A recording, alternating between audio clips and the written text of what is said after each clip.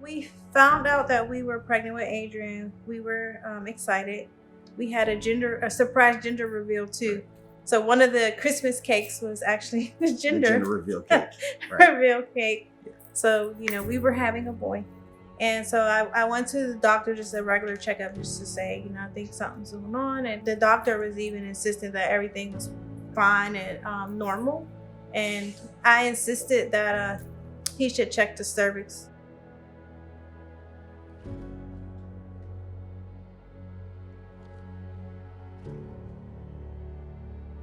I came home that night, and I went on bed rest, actually under the direction of my mother-in-law to, put my feet up and basically don't go move, do anything.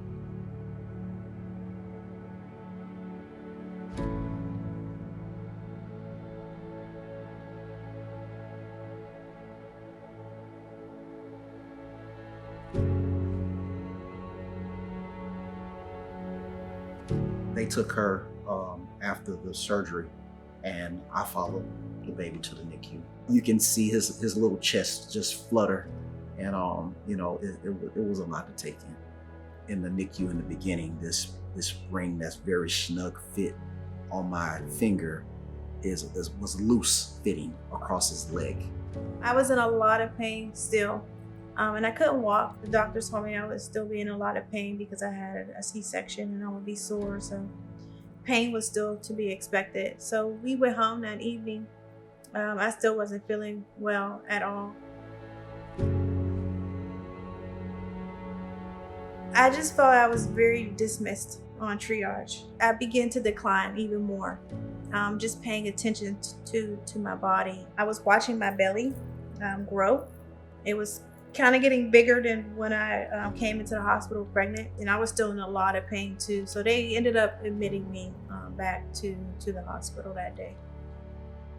I had been calling a nurse like constantly since our shift started, and when I found those blisters later on that night, she came. She looked. She didn't know what it was. She left out. She went to the charge nurse. Charge nurse came back. She wasn't sure. They both left back out, and they came back with the doctor. He looked down there, and he had a very peculiar look on his face.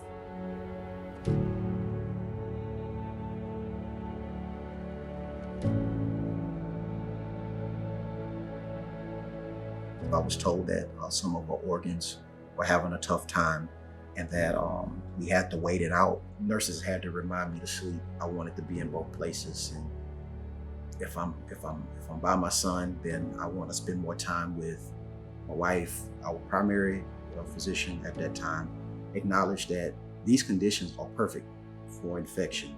I felt like if they were listening to me, they would have been caught much earlier. I kept saying that over and over, like, you guys told us there was a high probability that this could happen. It was a life or death situation at the point when the doctors saw the blisters. Knowing that it was preventable was like the hardest thing to kind of grasp. Like, this could have been prevented.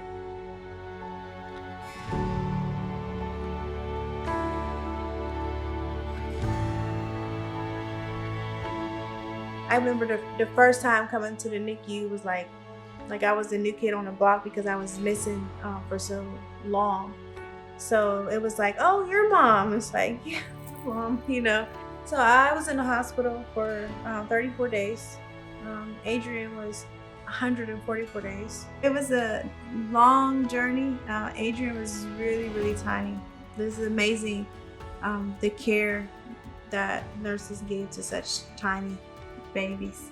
The March of Dimes has given us a space to grieve or to heal. It gives families hope. It gives me the encouragement that I need, that know that there's an organization out there working towards creating a better experience for moms and babies. I escaped death, and that it could have been me. This is, why I share. Thank you for supporting March of Dimes, because without your support, my family wouldn't be here.